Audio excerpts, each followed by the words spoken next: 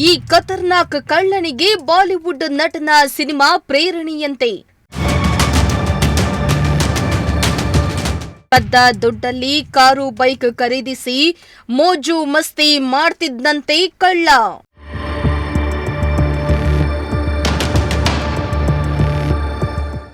ಈತ ಖತರ್ನಾಕ್ ಕಳ್ಳ. ಬಾಲಿವುಡ್ ನಟನ ಸಿನಿಮಾ ಕಳ್ಳತನಕ್ಕೆ ಪ್ರೇರಣೆಯಂತೆ.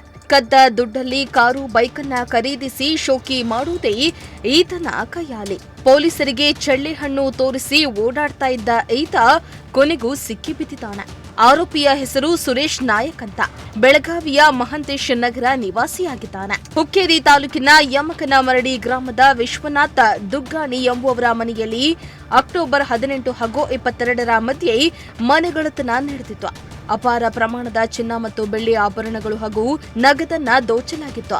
ಈ ಕುರಿತು ದೂರನ್ನ ದಾಖಲಿಸಿಕೊಂಡಿದ್ದ ಯಮಕನಮರಡಿ ಠಾಣೆ ಪೊಲೀಸರು ತನಿಖೆಯನ್ನ ಕೈಗೊಂಡಿದ್ದಾರೆ. ಇದೀಗ ಆರೋಪಿಯನ್ನ ಬಂಧಿಸಿರುವ ಪೊಲೀಸರು 89,60,000 ರೂಪಾಯಿ ಮೌಲ್ಯದ 128 ತೊಲ ಅಂದರೆ 1,280 ಗ್ರಾಂ ಚಿನ್ನಾಭರಣ, 5,95,000 ರೂಪಾಯಿ ಮೌಲ್ಯದ 8.5 ಕಿಲೋ ಬೆಳ್ಳಿ ಆಭರಣ ಹಾಗೂ 1,25,000 ರೂಪಾಯಿ ನಗದನ್ನ ವಶಕ್ಕೆ ಪಡೆದಿದ್ದಾರೆ. Bureau report, Prajashakti TV.